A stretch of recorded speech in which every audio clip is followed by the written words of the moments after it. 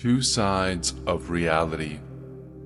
From time immemorial, people have understood that the world has a dual nature. On one hand, everything that happens on the material level can more or less be understood and explained from the point of view of the natural sciences. On the other hand, when we encounter phenomenon from the subtle planes, the laws cease to be applicable. Why is it that we're unable to unite different aspects of reality in a single knowledge system? It is a strange picture. It is as if the world plays hide and seek with humanity, not wishing to reveal its true essence. Hardly have scientists discovered a law to explain one phenomenon than a new phenomenon is observed that seems to contradict it. The search for the slippery truth is like a shadow so long it goes on forever. The interesting thing is that the world is not only hiding its true identity, it also readily takes on the image assigned to it. This is the case with all fields of the natural sciences.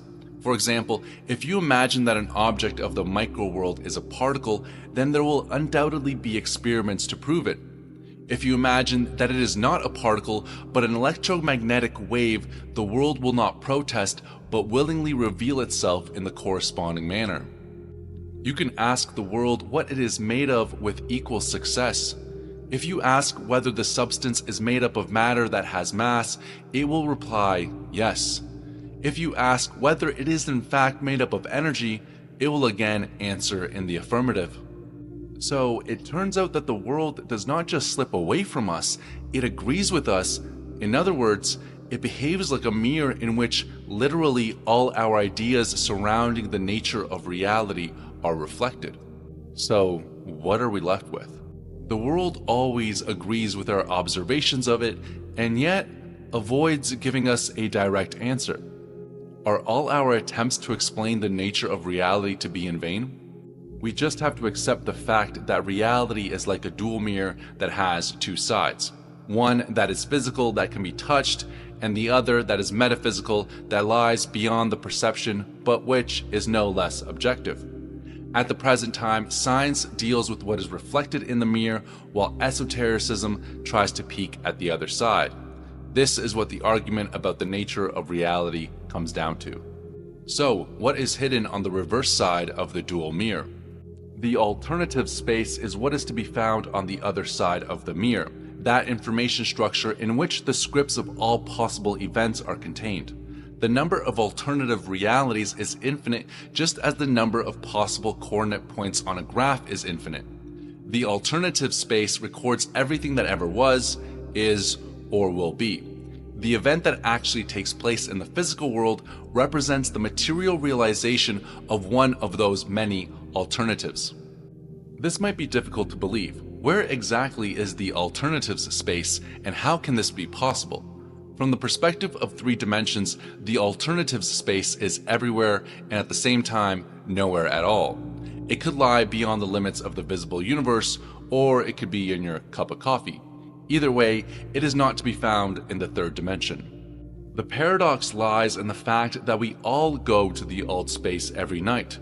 Dreams are not illusions in the normal sense of the word.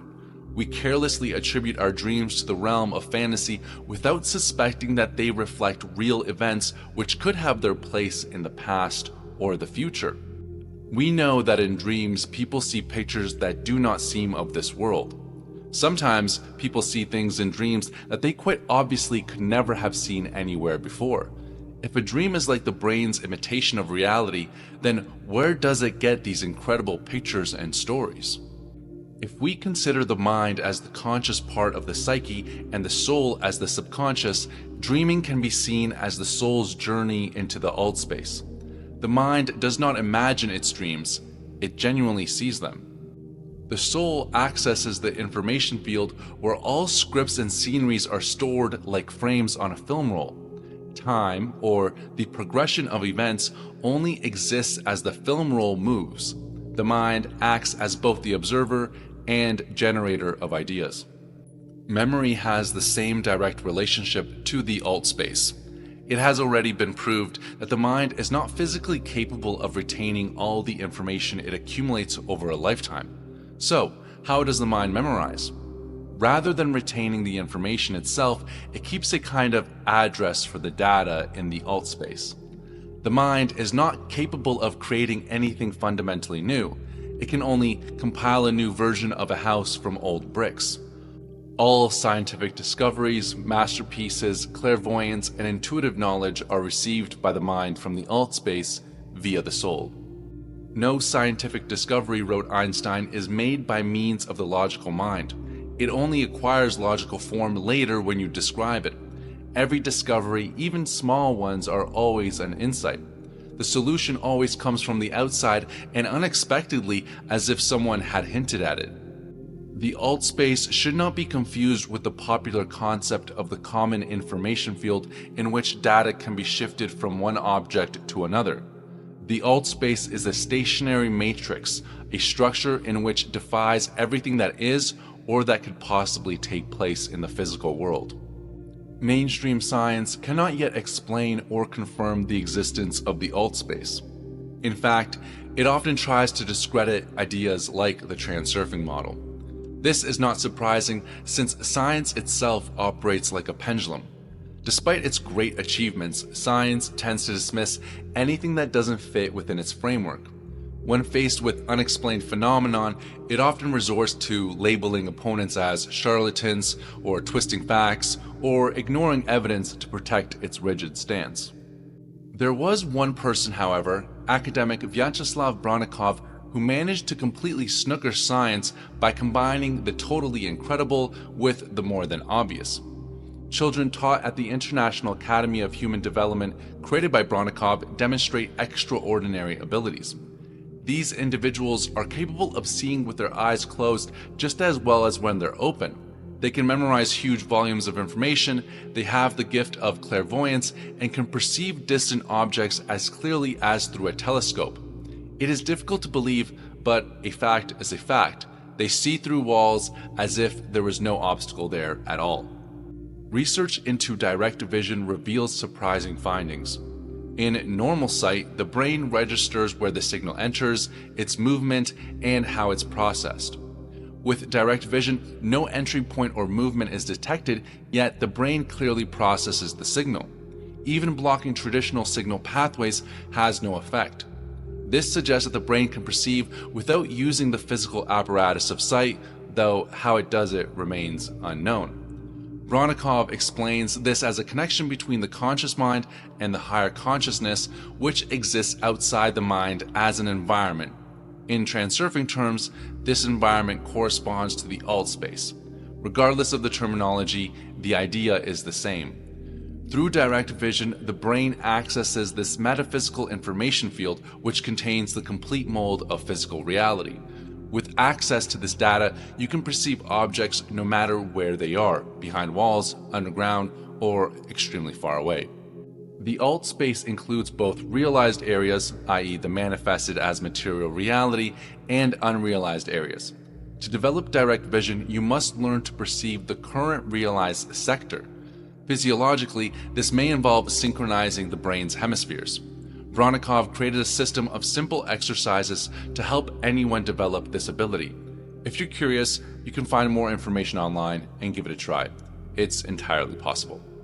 Another version of this is an audio technology developed by Robert Monroe that uses sound frequencies to synchronize the brain's left and right hemispheres, creating optimal brain waves for various purposes such as relaxation, focus, or altered states of consciousness. It helps you enter these states that would normally take someone many years of meditation practice. The goal is to facilitate experiences like deep meditation, enhanced creativity, problem solving, even lucid dreaming, and out-of-body experiences. The alt space holds information about all possible past and future scenarios. This makes clairvoyance possible, but also unreliable because it includes countless alternatives, many of which will never materialize in the physical world. This is why clairvoyants sometimes get predictions wrong. They may see events that, never actually happen. Rest assured, no one can know your exact future since it's impossible to determine which alternative will be realized. Similarly, dreams may show sectors that won't become reality. This uncertainty is a gift. It means the future is not fixed, leaving room for hope and possibilities. The task of transurfing is to not look at the past with regret or the future with uncertainty, but to intentionally create your own reality. Under the right conditions, human thought energy can materialize a specific sector of the alt space. In transurfing, this occurs when the heart and the mind are in harmony, creating the magical power of outer intention. Outer intention is what transforms a possible future into reality. This same power, often linked to magic, is believed to have enabled the construction of wonders like the Egyptian pyramids and other ancient marvels. Outer intention is a powerful force outside the human mind and control, but under certain conditions, human consciousness can access it. By aligning with this force, incredible things become possible. However, modern humans have lost the abilities once held by ancient civilizations like Atlantis. Today, remnants of this knowledge exist scattered in esoteric teachers, but applying it to daily life can be challenging. It is possible to harness outer intention using indirect methods outlined in transurfing. People can change their reality by following specific rules. Instead of trying to manipulate the reflection in the mirror, you must change the image, i.e., focus on your thoughts. Desire alone is not enough to bring your goals into reality. You must understand how to work with the dual mirror to create the reality you want. You have to fundamentally undermine the monolith of so-called common sense, which in actual fact is not very commonsensical at all.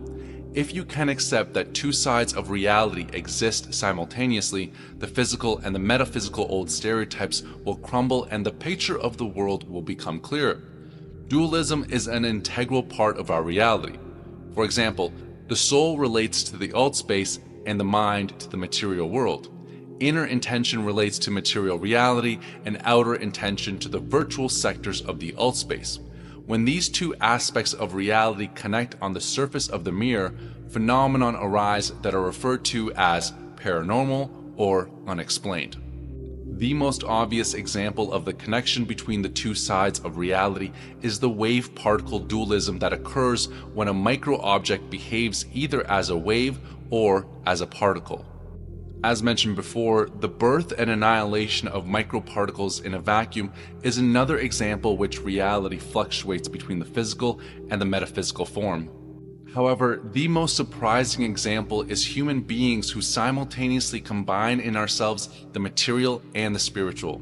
In one sense, you can say that we're living on the surface of a gigantic mirror which has our material universe on one side and the black eternity of the alt space on the other. In such a unique position, it would be at best short-sighted to live within the limits of the conventional worldview and only use one side of reality, the physical side. We will learn how to work with the dual mirror of the world and how to accomplish things that would previously have seemed impossible. You'll be convinced yet that your potential is limited only by your intention.